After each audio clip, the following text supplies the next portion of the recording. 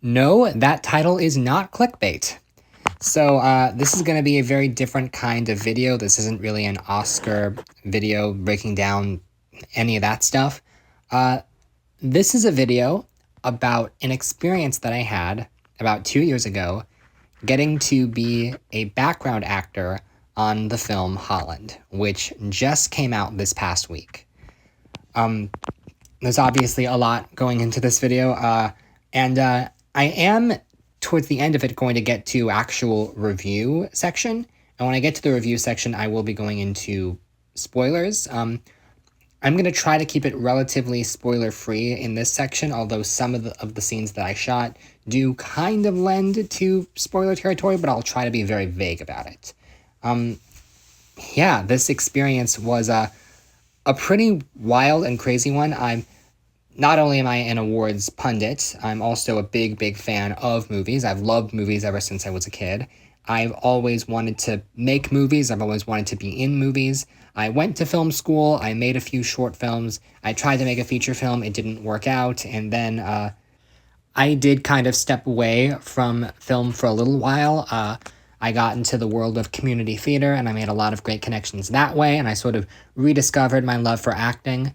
So all of that, that's been a big part of my life, the world of film. And the opportunity to be in a film was something that I wondered if it would ever happen, but I got into this position. And I don't want to brag too much about how I got my foot in the door, because and truthfully, I do know someone who knows someone else. But I don't think, if you look up casting calls for background acting, wherever you are, some places have more active background acting extra stuff, but where I live in Nashville, and we're just now starting to get bigger productions that are shooting here. And it's not anywhere near like LA or Vancouver or New York. So it's only a couple of productions.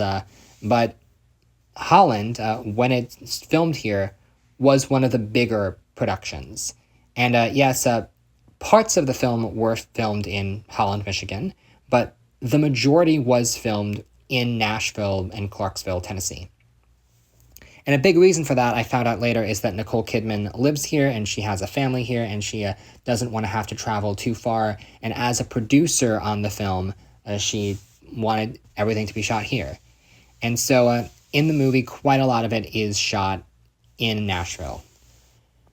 And if you ever want to be a background actor, it doesn't take connections. If you're in a position where something big is filming, look up casting calls, reach out to the casting director, find out who the casting director is. There's a whole process, but I won't bore you with that. It's not something that, I was privileged enough to do this.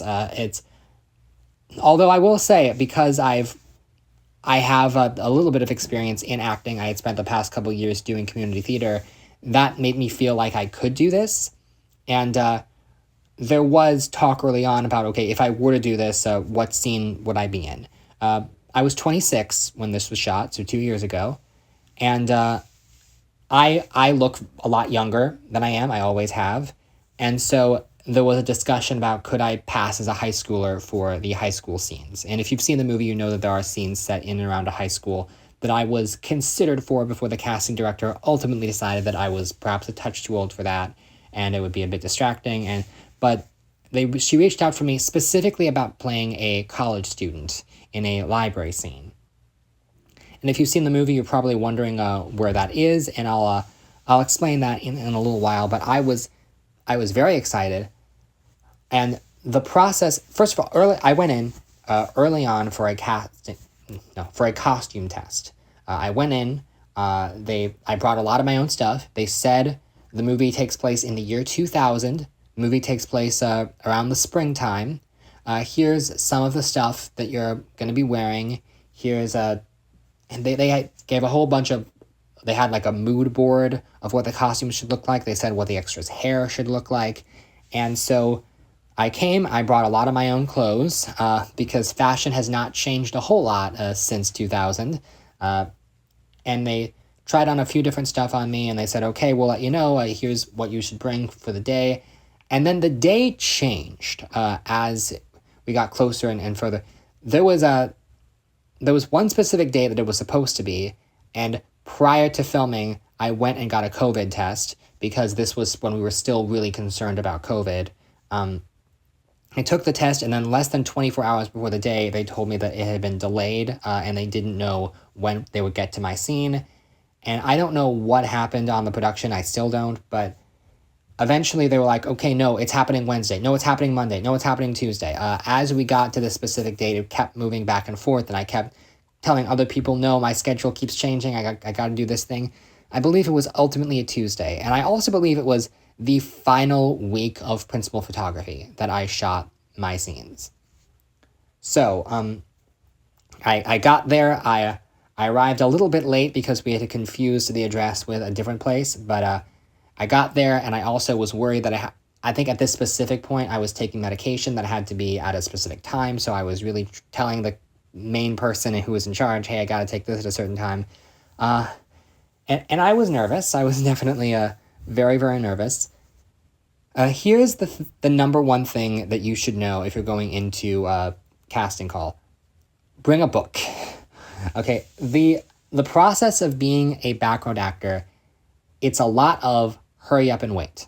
It's a lot of, okay, we're going to need you. No, we're not going to need you. No, we're going to need you. You have to always be ready to be used, but you never know when they're going to use you. And it's a little bit weird because there's so many aspects of film production, especially for a production of this scale, where every little thing is planned out down to the smallest detail. But then with background actors, a lot of the times they genuinely don't know when or if they're going to use you.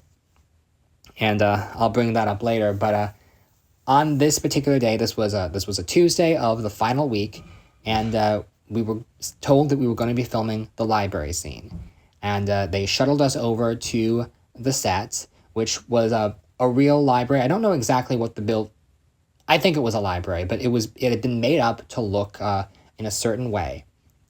And at the time, I was not given any context for what the scene was, or what was going to happen in it, or who was going to be in the scene. I knew that Nicole Kidman was going to be in the movie, as well as Matthew McFadden, Gal Garcia Bernal, Jude Hill. I didn't know if they were going to be in this specific scene. And I remember being so nervous, and before I got there, they were like filming close-ups of the computer screen, and I got up there, and someone gave me a backpack, someone gave me a book. They're like, you are playing a college student. Here's what's going to happen.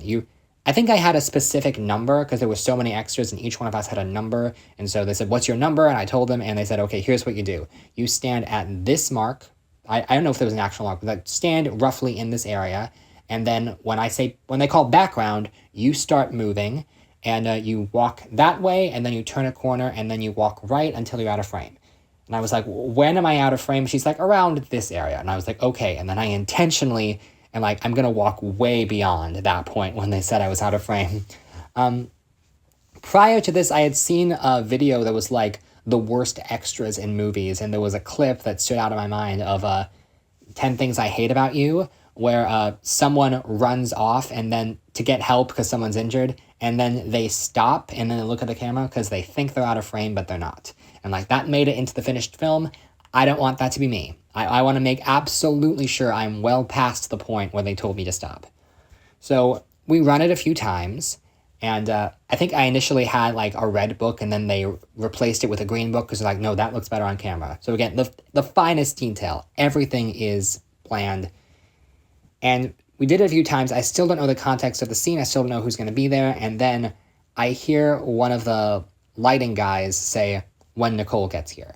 And I get really, really excited. I'm like, oh my gosh, she's going to be here. And then in a few minutes, I look down and I see her coming up the stairs like a queen, so majestic, and she's surrounded by assistants. And I believe this was like the day after like the Met Gala. So she had just been in New York the previous night, and she had just flown to Tennessee to shoot this scene. And it was a lot. I mean, we were all...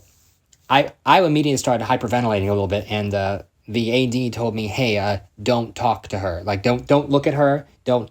There's rules when you're an extra in a movie. You're not supposed to directly engage with a talent, especially when the talent is as famous as Nicole Kidman. Because if every single background actor came up to her and told her how much they love her, it would take forever for the scenes to get going. And so I'm sitting there and I see her walk over to, I don't know, but she's standing relatively close. I can see her pretty well, but I'm like, don't be a creep, don't be a creep. I can see her looking around different places, and I'm thinking to myself, if she looks directly at me, I might, like, die. I don't know, because even if I was allowed to talk to her, what would I say? I would just be so nervous, I wouldn't know what to say, so I'm just like, I feel like I'm in the presence of royalty.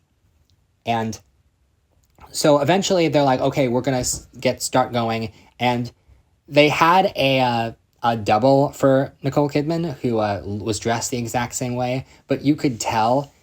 It really is amazing because in this movie, Nicole Kidman's meant to be playing a normal person, and so she's wearing like these very simple clothes and this very simple hairstyle, and yet she still exudes this presence.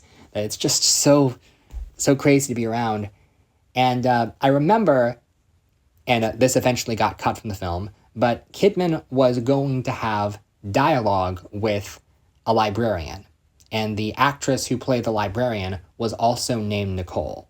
And so there was a little bit of confusion when trying to give the two of them direction, and I heard Nicole Kidman say, oh, just call me NK, which is just so, I'm sharing hot celebrity gossip right now, but in situations like this, Kidman refers to be called NK. So, I'm nervous, I'm standing in my first position, and then they say, okay, NK, here's where you're going to go. You're going to sit at this chair. And she goes to sit. She's sitting like 6 feet away from me, maybe closer. If neither of us had our masks on, they'd be like, hey, you two are standing too close. This is like bad COVID. I was, and I'm at this point, like mentally, I don't know if I'm going to be able to do this. And I just have to calm myself down and get myself into almost a Zen state of mind. And I'm like, here's what's happening right now. You are making a movie. All of us here are making a movie. We all have jobs to do. She has a job, you have a job. Her job is to sit down at this computer and do research into her husband who she's suspicious of. My job is to return this library book. And I have to be just as committed to my job as she is to hers. So I'm just going to focus on this. My character does not know who she is. I'm just here to return a library book. And they got ready for the first take. And I think the first take I was a little nervous. They said background. I was like, oh, that's me. But then after that, they went back and I said, okay, take two. And like, this time I'm ready. And we did like 3 or 4, I think we did 4 takes. And then they said, okay, one more for safety. And I've been to film school. I'm like, I know that phrase. I've said that phrase. And we do the 5th takes, and I'm thinking, okay, some of those takes were good, some of those were not, I don't know, and I'm like, obviously, they're not going to care about me. They're going to pick the take where NK did the best acting, and I'm still, so then we move into a different camera setup, and this time I'm like across the balcony. The way this set works, there's like this whole balcony area, and there's a staircase going down. It's like, okay, I start from here, I go. I think they specifically told me after they say background, wait 5 seconds, which meant I was basically going on action anyway. But I moved down the steps, and one of the things I want to mention real quick is that for this particular camera angle, they said, don't stand, okay, this is the point where you're on camera, this is the point where you're not on camera. And I said, is that on camera? And I pointed to this coat rack where a lot of the extras' clothes were, and it's the sort of thing that you wouldn't want to be on camera. And the production assistant who was talking to me was like, I think it'll be okay. It's not really a big deal. If they see it, they see it. And I'm like, okay. Now, obviously, it's not her job to care about that sort of thing. She's focusing on the extras. But I was still like, I could make the movie a little bit better if we move that out of the way. But I'm just thinking that. And so we do the first take, we all move. There's so many extras, by the way, and it's just everyone has their own specific direction that we got to move in, and we got to try to not bump into each other. So after the first take, I remember I think the AD actually went to talk to the director, and I could see Mimi Cave, and I was like, wow, Mimi Cave is really short. But she's like, after that, the AD was like, okay, you need to move over here, you need to move over there. And I said, what about me? And they said, oh no, you're perfect. And I'm like, yes, I'm doing a good job. Again, I'm not talking to Mimi Cave, I'm not talking to anyone too high up on the production level. I know my place, I'm just here to be a background actor, but I'm going to do my job. At this point, I have returned my library book, and now I'm just walking down the stairs. And again, stopping well past the point where they told me to stop. So after a couple of takes of that, they say, okay, we're moving you out. And then they were getting a different angle, and I wasn't in those shots, so I just got to watch the magic happen. And I got to watch NK's acting. And it was really, really inspiring to see. And I was like, oh my God, this is such an exciting scene. And eventually, they said, cut, check the gate, we're done with the scene. And I'll never forget this moment. I went out to craft services, and I'm sort of hanging out by there, picking some snacks, and I turn, and I see Nicole Kidman walking in my direction. And my immediate impulse is just, like, moonwalk out of the way, like, get as far away from her, like, you don't want her to, like, say something. And I'm out of the way of her, and I look back, and I see her talking to one of the other background actors. And I'm like, well, you shouldn't be doing this, you shouldn't be doing this. And then Nicole Kidman leaves, and I went back, and I'm like, you're not supposed to talk to her. And you're not supposed to talk to Nicole Kidman. And this other extra was like, oh, I thought that was her double. And to this day, I have no idea if they were telling the truth or not. I'm like, because I think you can tell Nicole Kidman has a presence, but like I don't know what happened with that person, but I'll always remember that. So then here's the thing, though. We finished that scene. Now a lot of us background actors are still hanging around. We're not done with the day yet. We're breaking for lunch. But they're like, okay, here's the thing. Some of you we might need for this diner scene. And so we're like, okay, they need us for the diner scene. And I'm honestly, as we're eating lunch, I'm like, I don't want to eat too much of this, because what if I have to eat more in the diner scene, and I'm just going to eat more and more every take? So I'm thinking about that. I don't think, if I actually was going to be in the diner scene, I probably wouldn't eat that much, or I would mime it, or I would like spit it out after every take. I don't know exactly what I would do, but I'm like, I want it to look realistic. I want it to be good. And so I'm not eating as much during lunch. And then we get to the point of the day where we all are like, okay, they're about to start filming the diner scene. Here's this giant tent outside the diner. And they've like blackened the windows because they want it to take place at night, even though it's still light outside.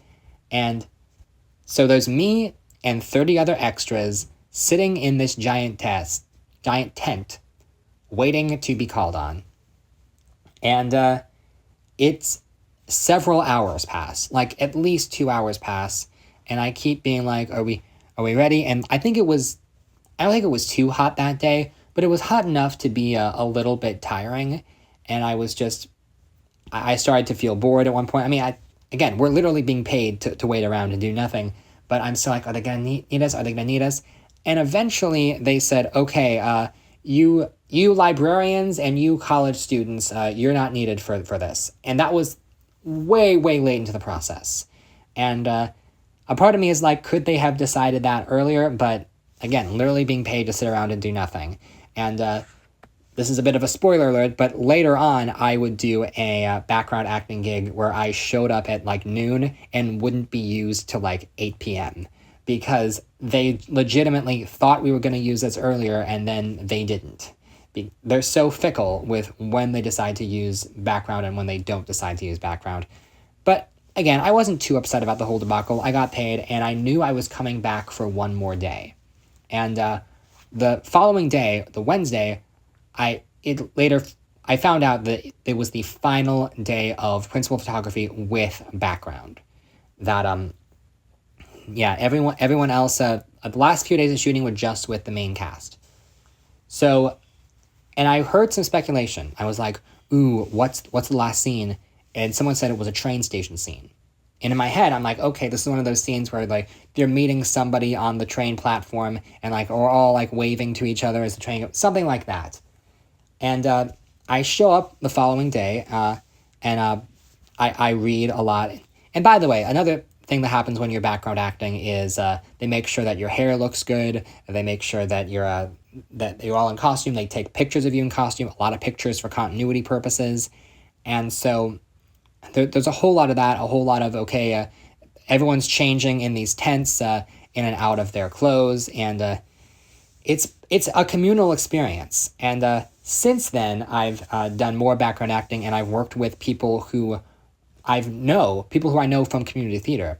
And I actually found out after the fact that there are some people I know now from community theater that I did not know when I did this movie that were also in this movie in different scenes. A lot of people were in the parade set piece, which happens near the end of the film, and that was a much, much bigger, that was giant set piece, and I was not in that scene. But I was in the train station scene, and I'm like, okay, I'm ready to go. Sorry about that. I was just called away in the middle of the sentence. But, so I'm thinking that it's going to be a train station scene. I'm in the shuttle, I'm prepared, and then we get to the location, and the location is not a train station. The location is a golf course, a country club. And I'm like, what's going on? Because even though it's a golf course, there is a sign that was added for the movie that says, like, Holland train station. And so it turns out that this scene is just in the parking lot, and I realize, okay, here's how they're setting it up. First of all, this parking lot is absolutely enormous, and like 2/3 of the lot are just production vehicles, and just only a tiny percent of it is what's actually shown in the movie. But the shot, and if you've seen the movie, you might remember this shot, the camera is mounted on the hood of the car. And the car enters the parking lot, stays on Jude Hill, and then pans back to show Kidman and McFadden. And it's one continuous shot. Now the car comes to a stop, and the two parents get out of the car. And so we have to set up this whole parking lot scene behind them. And once again, everyone's given a number. Everyone is given a point where they start and a point where they exit. I was given my prop, which is a giant oversized bag that I put my phone and my COVID mask into. And I was told walk from point A to point B. Now, not only are there other people walking from point A to point B, there are also drivers going from point A to point B. And they specifically had to call in cars that would be accurate to the year 2000. And there are specific drivers who have to rehearse this move. It's like a long, complicated move where everyone has to drive and walk in a certain direction. And it's all pre-planned, and we have to act like it's totally natural. Like, I don't know whose job it is to come up with the path that all the extras walk to make it look natural. I don't know whose job it is, but we're given our task, and we just have to perform it. And I think, if I remember correctly, my path had me almost colliding with another background actor, and I had to awkwardly maneuver around them. So, again, we did like 4 or 5 takes of this, and I remember just being a part of that scene and thinking to myself, it takes so many people to make a movie, and so much of that work goes underappreciated. This is a shot, I guarantee, even being a part of this, I'm like, when this movie comes out, no one's going to really think twice about this shot. I mean, people might be impressed with the camera work, but people aren't going to think about all the work. Like, you're just going to see a busy parking lot. That is all you see. It takes so many people who are doing this very specific thing to create this illusion of a busy parking lot. So I remember leaving that day being very, very happy that I got to be a part of this process, and really hoping to get to do more background work in the future. And I did eventually get to do more background work. And some of those experiences have been better than others, but nothing has topped the experience of Holland. This was just such an incredible experience. For my very first job on a film set, to be opposite Nicole Kidman on such a giant production, it was just so incredible, and I'm so incredibly grateful that I got to do it. And anyway, I'm telling this story, I remember it, but it happened about 2 years ago. The actual film just came out now, and I saw it just yesterday. And on this channel, I haven't done reviews in a long time, and I'm thinking about bringing that back. Me and my family got together to watch the movie on Thursday night on Amazon Prime. It would have been amazing to find a way to see it in a theater. Unfortunately, we couldn't do that. And we were all just waiting for my scene. My mom is not the kind of person who watches movies like this, but she stuck through it. She had to look away during some of the more intense scenes near the end, but she really, really stuck through it. And I actually was under the impression that my scenes were going to be earlier in the movie than they ended up being, especially the scene of the car. I thought, well, they seem like a pretty happy family, so that's before anything goes down. And that scene is almost an hour into the movie. So it was a long point of waiting. And I just remember when that shot happened, I'm like, this is it. And I looked and I'm like, yes, there I am. I was so worried that I was going to be too blurry to see. And you can kind of... What's amazing is that there are so many people, as I said earlier, that I met through community theater who shared their screenshots of "This is me" in Holland. And a lot of that stuff, some of it's pretty blurry. I think my shot is... You can see just enough of me. And I've shared it on social media. I think it's a pretty cool shot. Now, unfortunately, the other scene that I'm in this movie was trimmed significantly. So that's the scene in the library. And I went over that scene, and I don't think I'm in any of the footage that made it into the existing film. I really do get the sense that this movie was trimmed down a lot in the editing room, and I'll get to why specifically later, but that specific scene is a part of a montage where we're cutting back and forth between what Kidman is doing and what Gal Garcia Bernal is doing. And I understand from an editing perspective that you want to keep the tension going. So the interaction that she had with that other librarian was unfortunately cut. It would suck to be her. She had a speaking line, and that is no longer in the film. But yeah, for me, I think my back would have been prominently featured in the initial shot, but it's no longer in the movie. But I understand it. I would have been a lot more upset if I wasn't in the movie at all, but I am in that one shot in the parking lot scene. So, with all of that being said, my big fear going into this movie was that it wasn't going to be good, and that this amazing experience I had on a film set for the first time was going to be tainted because the movie wasn't good. And I'm happy to report that Holland is a good movie. It's not a phenomenal movie. It is a film... I think the script is arguably the biggest weakness, and everything else is done so well. I think Mimi Cave is a really, really strong director. This is only her second outing, and her vision is just so clear. I think the cinematography and the editing was just so on point. The use of music is so clever. The nightmare scene early on is so expertly done. It's just... It really does feel Hitchcockian in the construction of it all.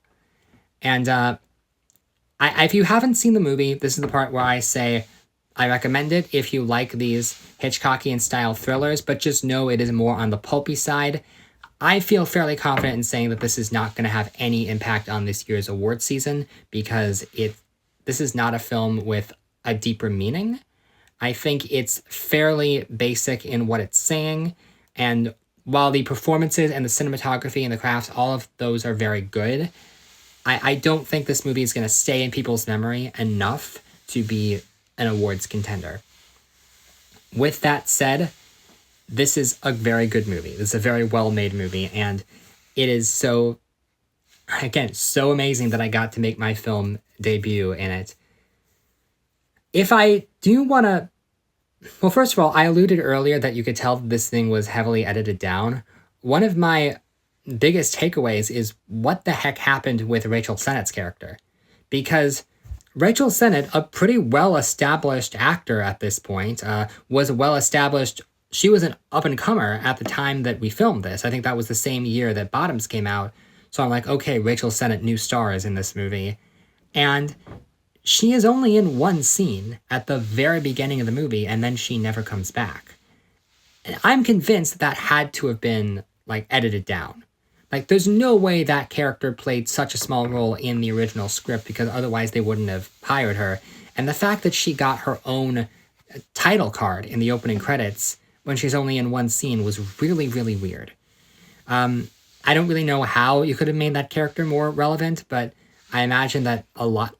Yeah, that's the thing. When we talk about best editing as an Oscar category, we will never know what happened in the editing room to cause these decisions. It's not like I read the script. I actually didn't really know the story going in. But I will say this, and this is the part where I really do get into spoilers. The log line that I was given for this movie when I signed up was a woman suspects her husband of having an affair and engages into an affair and an investigation only to realize that what he's actually hiding is much more sinister. That was the log line. And it sort of, I actually looked up, because this script was on the blacklist, meaning that it was first published online in like 2011, and it was almost produced with Naomi Watts and Bryan Cranston, and then people waited a decade almost to finally make it with Nicole Kidman. So, but I was aware, I looked up from someone who had read the script, and they sort of confirmed that Matthew Macfadyen's character is a serial killer. And I was very, very surprised, knowing that going in. I was very surprised that the movie waits so long to reveal it. It's very much a third act twist. And what's interesting is that the movie, up until that point, I feel like if I hadn't known that going in, then the twist would have felt completely out of the blue. Because the whole crux of the movie is that Kidman really wants to spice up her life, really feels like she's stuck and wants to do something exciting, and basically starts convincing herself that her husband is having an affair when the evidence isn't that strong to begin with. And she basically just consistently needs to prove that she's right, and it almost becomes this obsessive thing when there's actually not a ton of evidence that he's doing anything wrong at all. I mean, obviously, we eventually find out he's a serial killer, but he was doing a really good job of covering his tracks, because no one ever would have suspected anything if she hadn't started this investigation, which was basically just for her own merit.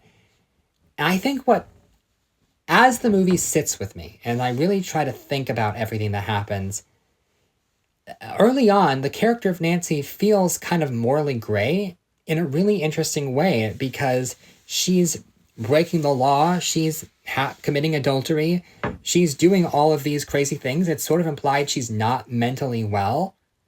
And I think a lot of that stuff would have been really interesting to explore, and we kind of explore it, but with the ultimate reveal that her husband is a serial killer, I don't know. Because here's the thing. If the movie had committed to either her husband isn't doing anything wrong and this whole thing was a fabrication of hers so she could spice up her life and the movie calls her out on it, or he was having an affair but that's not as bad as what she did and it shows it's still more about her and we can sort of deal with the ambiguity of that. But once you make the decision that, oh no, he's actually a serial killer, that, in a sense, lets her off the hook for everything that she's done. Because all of her morally ambiguous all of her behavior is now okay because it led to her discovering this truth, and if she hadn't done any of that, then he never would have faced justice. And I kind of don't know how to feel about that. My gut is telling me, dude, it's not that deep, bro. It's not something that you really have to think about. This is, when I say Hitchcockian, not every Hitchcock film had a super deep meaning. Some of them were just there to be suspenseful and thrilling and just quick, I don't know, enjoyable pop thrillers. And that's very much what this is. I don't know how you think of it if you've seen the movie, but it's worth pointing out that this is not really getting the best reviews. It's getting decent reviews, but they're kind of mixed. It's not like this is an outright disaster, but Yeah, I don't know. I feel like if I saw this movie and I didn't have this personal connection to it, if I wasn't in it and I saw it, I would probably just be like, yeah, that was a good movie, and then I'd forget about it pretty quickly. I think this movie is always going to have a special place in my heart because I was in it. But I don't know if. I really like Mimi Cave, and I really like so much of the craft work that is on display. This is a very, very well made film. And I'm curious to have more people see it and more people discuss it and its themes. And maybe there's something a little bit there that I'm not seeing, or maybe I'm giving it a little bit too much credit. I don't know. I would love it if this was the type of movie that was in the awards conversation so I could root for it all year. But I can tell that that's not going to happen. And I'm biased towards this film, but I'm not that biased. So I will say, if I could give this movie one nomination, probably cinematography. Yeah, I think it was very, very well put together from that perspective. Some great images in this film. I also really like the editing. Even though they cut out a lot of me and a lot of Rachel Sennett, it's still a very well edited film. So, and very strong performance from both Kidman and Gal Garcia Bernal. The other thing I want to say is that Matthew McFadden as a serial killer, we don't really get a lot of insight into that. We never really talk about why he does what he does or his personal sickness. That's just not really explored. It's still primarily about her. And on the one hand, it's kind of a letdown, but also we've had so many pieces of media really dissecting the mind of a serial killer. And I guess the idea was, oh, we don't necessarily need to do that. We just need to know that he's bad, and this is ultimately her story. Again, it's not an awful movie. I don't think it's delivering any awful messages like that. And it's really, really strong filmmaking. And hopefully Mimi Cave, she had a really great directorial debut with Fresh, and now a really strong sophomore effort with this movie. And so I think she's going to have a pretty strong career. And that's really exciting to see. Yeah. So those are my thoughts on Holland. Let me know what you thought of the movie. Let me know if you want me to do more reviews that aren't as in-depth about the behind-the-scenes process, because the other 2025 movie that I saw was Snow White, and I have a lot of things to say about that, so let me know if you'd be interested in that. And if anyone here has done background acting, let me know. I'm sure there might be some nice stories to come from that. If you haven't done background acting and you're thinking about it, I would highly recommend it. It's a lot of fun, and it's a really amazing way to be a part of a movie. But bring a book. Gonna be a lot of waiting. So thank you very much for watching this video, and I will see you next time. Take care.